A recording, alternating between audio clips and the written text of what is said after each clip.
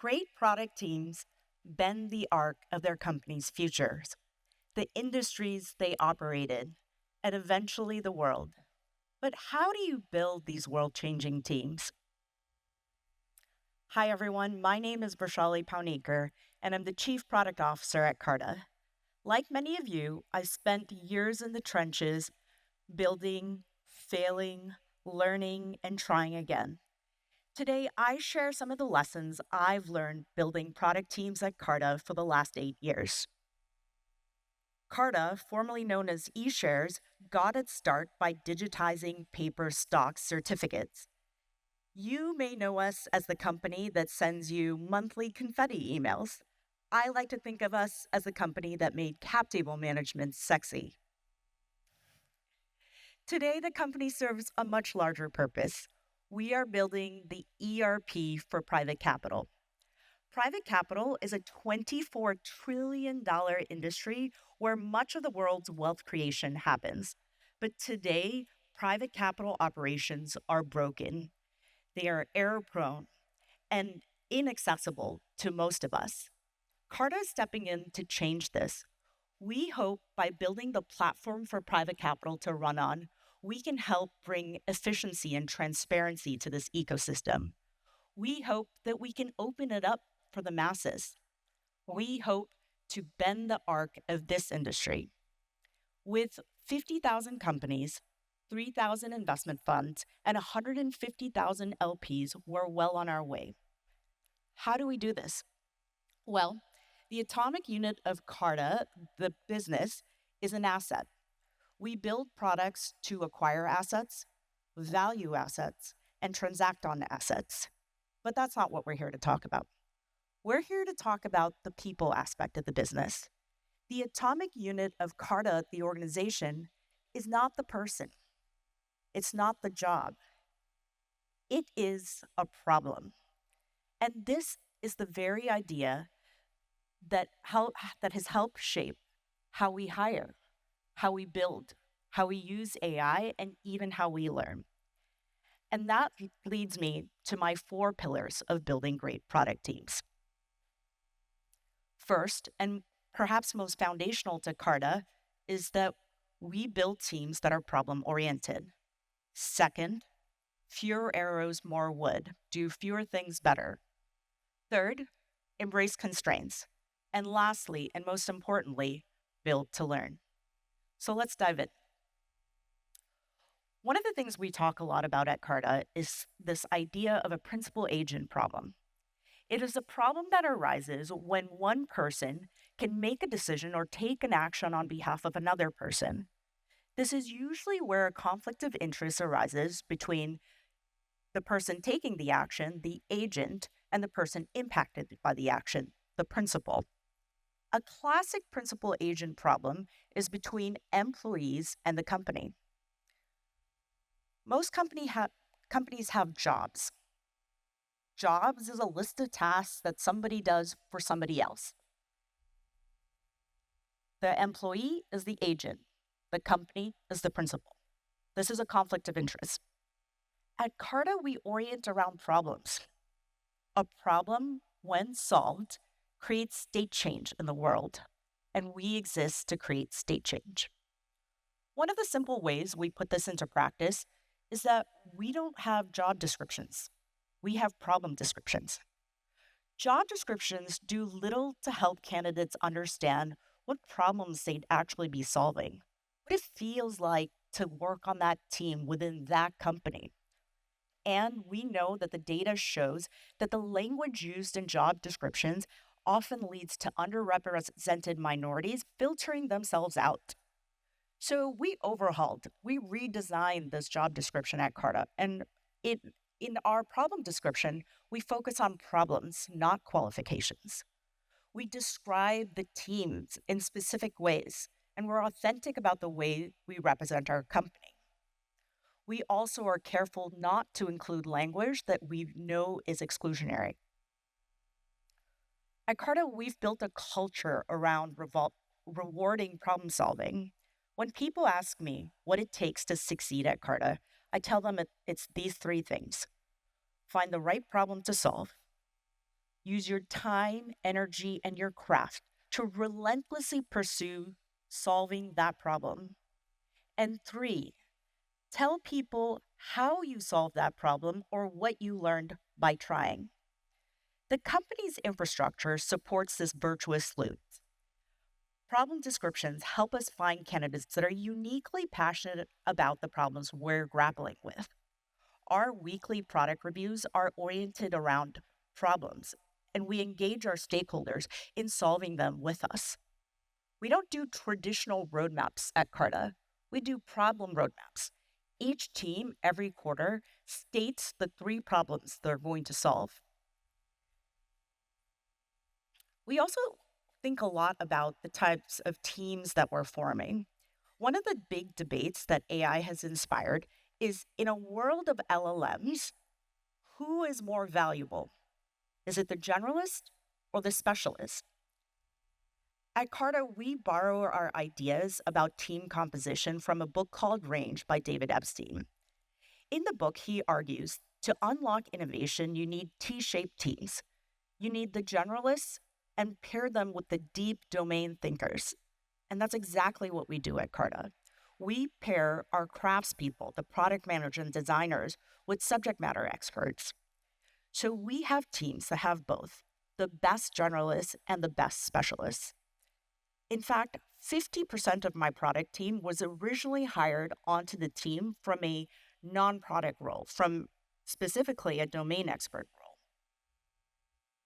Once you have the right kinds of teams, you need to build the right culture around them. And at Carta, we've been really intentional about articulating our principles since the early days.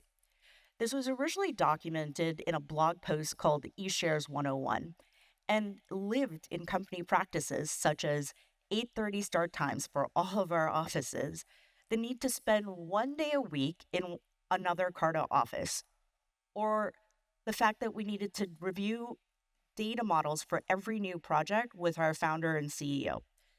Many of our principles and practices have since evolved to meet the company that we are today. But I will tell you, we still do data model reviews with Henry.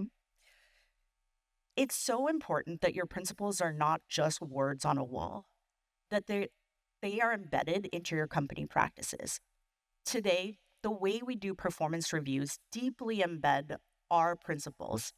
Henry and I find ways to celebrate the Cartans who live our principles in outstanding ways.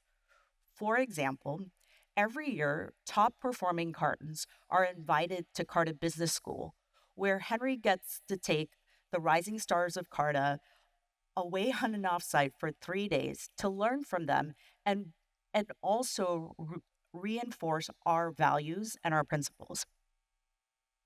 The threat to problem-oriented teams is company politics. In the book Loonshots by Safi Bakal, he talks about how, as an organization grows, employees are faced with a decision of how to spend their time. Given a unit of time, is that time best spent solving problems, number one, or number two, networking to get ahead? You always want that answer to be number one, solving problems. So whenever we evaluate a new company practice or ritual, we ask ourselves, does this help or hurt us from making the default choice for every employee, number one, to solve problems? All right, let's move to our next pillar, fewer arrows, more wood. I'm not going to lie, this is one of the things that my team struggles with most. Imagine a company full of smart, ambitious, and passionate people. Our problem solving eyes are bigger than our execution stomachs. And we all know this is bad for product teams because the more things that you're working on at the same time, the longer the time to value. So our roadmap, our work sometimes looks like this, where value is the orange line and it's at the end. Instead, we want to do this, right? User value is compounding. The faster you get product into the hands of users, the faster that value accumulates over time. So how do you do this? So the hot phrase is ruthless prioritization. But damn, that phrase is easier said than done. How do you do this when a lot of things feel pretty important? So, when I first became CPO, I tried to solve this problem by coming up with this behemoth of a spreadsheet model that had 17 dimensions, and I was going to crack the PM prioritization problem once and for all. I was so proud of myself, but my team hated it because it took so much time to fill out my spreadsheet. It took weeks away from actual product development work. So, how do you do fewer things better? At Carta, one of the things that I've realized is that prioritization is one of those things that to get to 80% right requires about 30 seconds of reason and is good enough. So we don't worry about perfect prioritization. Instead, we focus on sequencing over prioritization.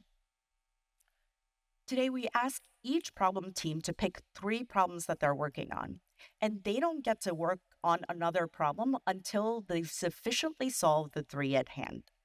And notice I say problem, not project.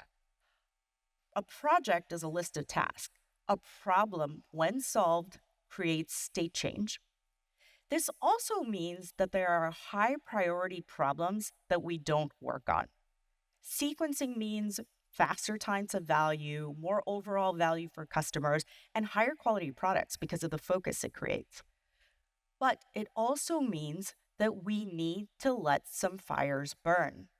Yes, to maximize impact, we need to let some fires burn. Okay, number 3, embrace constraints.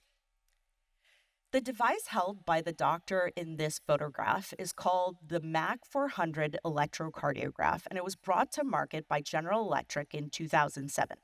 This is a case study I love sharing with my team. The MAC 400 electrocardiograph revolutionized healthcare. It allowed for the early detection of heart disease, which is the #1 killer globally.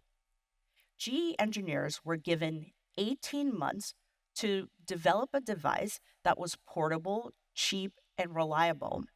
Their budget, $500,000.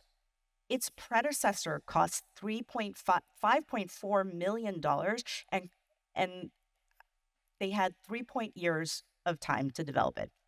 The team working on this device said it was the presence of constraints that forced creativity and led to their successful outcome.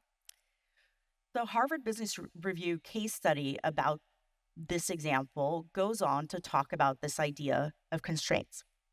According to the studies we've reviewed, when there are no constraints on the creative process, complacency sets in, and people follow what psychologists call the path of least resistance. They go for the most intuitive idea that comes to mind rather than investing in the development of better ideas. Constraints, in contrast, provide focus and a creative challenge that motivates people to search for and connect information from different sources to generate novel ideas for new products, services, or businesses. Circa 2021 and 2022, Carta, along with a lot of other venture-backed companies, lost its way on this dimension. We started throwing money at problems. We had multi-year roadmap investments with nothing to show. When I took the helm of the product org at the end of 2022, I focused on bringing us back to our roots of being creative, iterative, and resourceful. Leverage, not efficiency, was one of the original eShares principles, and it was time to put it back into practice. Efficiency is about minimizing effort given a fixed outcome. Leverage, on the other hand, is about maximizing outcomes given a fixed effort. Product managers create leverage. They deeply understand their domains. They recognize patterns. They apply insights. They coordinate and orchestrate, all in service of creating maximum customer value. And now, with AI, the upside is truly unbounded. You can validate ideas without writing a line of human code. You can synthesize and analyze vast amounts of data in a matter of minutes. You can write documents, create videos, and even record podcasts to broadcast your message to every audience. As a product manager, the best way for you to create leverage is to master your craft and 10x your outcomes with AI. Remember that question I asked earlier? In a world of AI, who is more valuable, the specialist or the generalist? Well, at Carta, we believe in employee power law. The difference between a weak product manager and a great product manager is 10x. With AI, it's multiple folds more than that. So if you're a product leader, your job is to find, nurture, and retain that 30 to 100 Xer.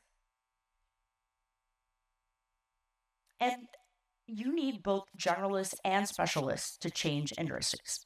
So having fewer, better people is not a cost-cutting exercise. It's actually vital to unlock innovation and maximize your outcomes. Lastly, build to learn. If I ask you how product managers should be measured, you'll probably talk to me about impact. And if I talk to you about how you measure PM impact, you'll probably say something about user value. And that's absolutely right. But that's half the equation. The other half of the equation is learning. And learning, like user value, is compounding. The faster you learn, the faster you get to your desired outcome. At Carta, we're intentional about creating a culture of learning. One of my favorite meetings every week is our weekly all hands called Show and Tell. At Show and Tell, anyone can sign up to talk about what they're working on and what they've learned. And we encourage teams to share both successes and failures. Henry always says that show and tells are the best MBA class. Show and tell's participation is one of the ways we measure learning at Carta. The other way is speed of iteration. The teams who ship faster are always the ones who create the most impact. The faster you can get product into the hands of users, the faster you can learn and iterate in service of state change. We build to learn. And with AI, everyone should be building to learn. Raise your hand if you've personally built something in the last week. Okay, it's like 30%. Well, with AI, everyone should build to learn. Because as the saying goes, a picture is worth 1,000 words. And the design firm IDEO expanded this saying to say, and a prototype is worth 1,000 meetings. So if words and meetings in this analogy equate to learning, prototype, prototype, prototype. Maybe the last thing I'll say on this topic. A lot of product managers pride themselves on owning and driving strategy. Strategy is the sexy word. But if you're spending, and that's great, but if you're spending so much time on strategy such that it's taking time away from focusing on putting product into the hands of users, you are missing out. Great strategy is the function of fast iteration. And as the saying goes, it's about the execution. And I won't say the last part. So product managers, product leaders, founders, spend 90% of your time on execution and the strategy will come. So let's bring it back. Building great product teams isn't about the biggest budget, the longest roadmap, or the fanciest strategy documents. It's about these 4 simple habits. Focus on problems, not jobs. Aim fewer arrows with more wood. Embrace constraints in service of creativity. And above all, build to learn. Because learning is compounding. The faster you learn, the more value you create. The faster you outpace your competitors, and the sooner you bend the arc of your company's future. AI is raising the stakes. It's do or be irrelevant. W. Edward Demings once said, learning is not compulsory. Neither is survival. For product teams today, speed of learning is survival. My hope for each of you is that you walk away not with a perfect playbook, but with some conviction to build problem oriented teams who embrace constraints and learn faster than anyone else. Because that's how you'll change the path of your company's future, the industry that you work in, and hopefully the world. Thank you.